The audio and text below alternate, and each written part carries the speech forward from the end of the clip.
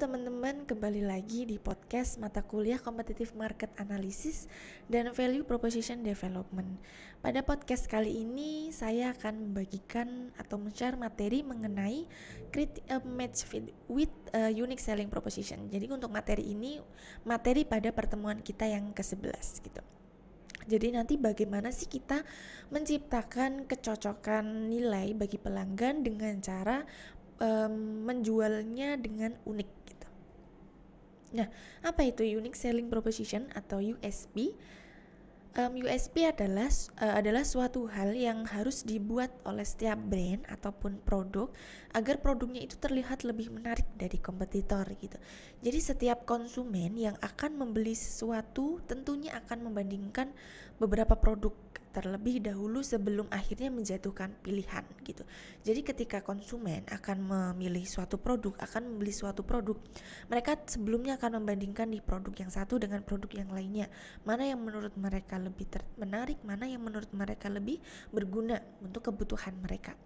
Nah, ada beberapa hal yang pastinya menjadi pertimbangan konsumen sebelum memilih sebuah produk ataupun jasa. Misalnya dari harga, kemudian keuntungan yang akan mereka terima, kemudian kepopulerannya untuk saat ini, kemudian kegunaannya untuk mendukung aktivitas mereka gitu.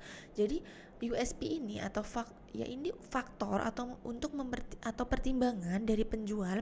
Jadi USP ini adalah faktor atau pertimbangan dari penjual sebagai alasan bahwa produk atau jasa kita perusahaan itu lebih baik gitu dari kompetitor gitu, bukan mereka ya. Jadi dengan USP ini, dengan unique selling proposition ini, itu menjadi pertimbangan nih dari perusahaan yang menciptakan produk. Kalau misal produk kita itu atau jasa kita itu lebih baik gitu, lebih menarik daripada produk perusahaan lain dari kompetitor pastinya.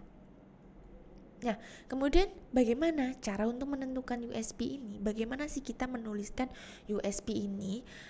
Dan USP ini adalah salah satu langkah agar kesesuaian atau kecocokan antara nilai yang perusahaan ciptakan itu sesuai dengan apa yang dibutuhkan oleh konsumen, sesuai dengan apa yang diinginkan oleh konsumen, sesuai dengan apa yang konsumen itu cari gitu. Antara nilai yang mereka cari, antara nilai yang konsumen cari itu sesuai dengan nilai yang diciptakan oleh konsumen, oleh produsen atau perusahaan gitu. Dan di sini bagaimana cara menentukan USP tersebut? Yang pertama yaitu tempatkan diri pada posisi pelanggan. Jadi kita tempatkan nih sebagai perusahaan, kita tempatkan diri kita sebagai pelanggan, sebagai konsumen. Di sini kesalahan nih yang masih sering dilakukan oleh pembisnis atau perusahaan, yaitu melupakan kebutuhan konsumen. Mereka itu seringkali melupakan apa yang sedang dicari oleh konsumen sekarang sih gitu. Pembisnis umumnya itu hanya fokus pada peningkatan kualitas produk yang mereka ciptakan agar bisa menawarkan sejumlah produk yang berkualitas tinggi pada konsumennya. Tetapi itu belum tentu nih yang dibutuhkan oleh konsumen gitu. Maka dari itu, salah satu cara untuk mengetahui kebutuhan konsumen adalah dengan mencari tahu apa yang mereka inginkan gitu, mencari tahu apa yang mereka butuhkan melalui survei. Coba untuk meminta tolong kepada pelanggan ataupun kepada calon konsumen untuk mengisi survei mengenai produk kita serta pelayanan yang akan kita berikan gitu. Jadi kita lakukan survei terlebih dahulu kepada pelanggan potensial kita, kepada konsumen potensial kita. Apakah produk yang kita ciptakan itu nanti akan sesuai dengan apa yang mereka butuhkan, atau apa sih yang sedang mereka butuhkan, apa yang sedang mereka cari pada waktu sekarang ini gitu. Lakukan survei terlebih dahulu. Kemudian ketahui motivasi konsumen saat membeli produk gitu. Jadi di sini kita ketahui nih perilaku mereka itu seperti apa. Langkah menentukan USP ini selanjutnya adalah dengan mengetahui perilaku konsumen saat membeli produk kita gitu. Kita cari tahu nih perilaku mereka itu seperti apa sih gitu. Demi memiliki strategi pemasaran yang tepat, kita tidak hanya harus tahu apa yang dibutuhkan pelanggan saja gitu kan, tetapi juga kita harus paham nih motivasi mereka saat membeli produk itu apa sih. Kenapa sih alasan mereka membeli produk itu apa gitu? Apakah hanya sekedar memenuhi kebutuhan atau untuk memenuhi kebutuhan gaya hidup mereka, atau sekedar keinginan gitu, hanya untuk bisa menyaingi konsumen lain gitu. Jadi kita cari tahu dulu nih motivasi ataupun alasan mereka itu membeli produk gitu. ketahui juga berapa rata-rata umur pelanggan kita nanti, hingga apa pekerjaannya gitu. Tidak hanya perilaku, tetapi kita juga harus tahu nih latar belakang mereka itu seperti apa. Hal itu sangat dibutuhkan karena kita sebagai perusahaan itu bisa menyiapkan produk yang tepat gitu. Produk yang tepat untuk mereka, untuk konsumen, sehingga memotivasi konsumen nih nantinya untuk bisa membeli produk kita, untuk terus menerus, untuk secara berulang membeli kembali produk yang kita ciptakan gitu. Dari kita mengetahui motivasi, sehingga kita bisa tahu nih apa yang sedang mereka butuhkan, sehingga nanti akan cocok nih antara kebutuhan yang mereka cari dengan produk yang kita ciptakan itu, dengan produk yang nantinya bisa menjawab kebutuhan mereka, menciptakan motivasi mereka untuk membeli produk kita. Nah, selanjutnya bandingkan dengan produk pesaing gitu. Dengan membandingkan produk perusahaan kita dengan pesaing dapat menunjukkan keunggulan dan kelemahan dari produk kita. Setelah membandingkan nih, jadi kita tahu nih, oh ternyata produk kita itu lebih unggul dibandingkan produk pesaing gitu. Oh ternyata produk kita itu jauh di bawah produk pesaing gitu. Jadi kan kita tahu nih apa sih yang menjadi keunggulan dan kelemahan yang sudah kita miliki sekarang dengan cara membandingkan dengan produk pesaing gitu. Saat mengetahui apa hal positif dan negatif dari produk, tentunya akan lebih mudah kan untuk menentukan USP tadi gitu.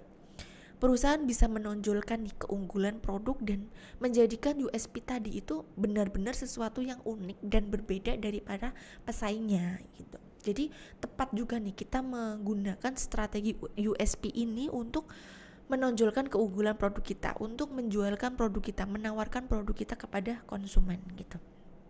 Nah, selanjutnya yaitu USP selanjutnya yaitu adalah beberapa langkah ketika kita akan menggunakan strategi USP gitu. Jadi ada beberapa sampai saatnya nanti kita bisa menjualkan value kita, bisa menawarkan value kita dengan baik dari produk yang kita ciptakan, dari produk yang perusahaan kita buat gitu. Nah, ini ada beberapa contoh USP dari brand yang terkenal nih, dari brand yang populer di dunia, dan pastinya juga ada beberapa teman-teman di sini yang sudah merasakan brand ini gitu. Contohnya itu Starbucks gitu kan, dengan USP mereka ataupun dengan value yang mereka tawarkan, yaitu konsistensi mereka nih dalam menjual nilai, yaitu kopi premium. Mereka itu lebih menjualkan produk yang premium, yaitu kopi gitu kan. Mereka dengan konsisten menawarkan hal tersebut tanpa harus memperhatikan hal lain, karena mereka itu konsisten dan mereka punya nilai di situ, dan mereka itu sudah tepat pada pelanggan mereka. Jadi mereka terus konsisten untuk menawarkan hal tersebut untuk bisa menjualkan nilai-nilai yang sudah mereka ciptakan tersebut gitu secara konsisten kepada pelanggan mereka. Kemudian ada produk merek yaitu IKEA, yang mana produk dengan kualitas tinggi namun harga lebih rendah gitu, dan mereka nilainya itu di sini mereka unggulkan produk mereka itu berkualitas tinggi tetapi dengan harga yang rendah gitu dibandingkan dengan pesaing gitu. Selanjutnya ada nih Fly Emirates. Produk Fly Emirates yaitu produk maskapai penerbangan yang pasti kita tahu, dengan nilainya yaitu menjanjikan pengalaman terbang eksklusif mulai dari take off hingga landing gitu. Jadi mereka itu menjanjikan nih dengan pengalaman terbang yang eksklusif, yang premium, yang sangat megah, yang mewah gitu bagi para pelanggannya, mulai dari mereka itu take off sampai mereka landing, sampai pada tujuan si penumpang tersebut gitu. Jadi nilai-nilai yang mereka tawarkan kepada pelanggan adalah nilai-nilai yang premium, yang tidak ditawarkan oleh maskapai penerbangan yang lain mungkin ya, dan mereka itu lebih ditonjolkan kepada hal ini. Walaupun harganya memang relatif tinggi, tetapi semaksimal mungkin mereka tawarkan penerbangan yang eksklusif ini, yang mewah ini terhadap para penumpangnya gitu. Nah, gitu ya teman-teman, sekian untuk materi pada pertemuan ke-11 ini, dan untuk materi selanjutnya kita akan sharing pada podcast yang selanjutnya. Terima kasih teman-teman.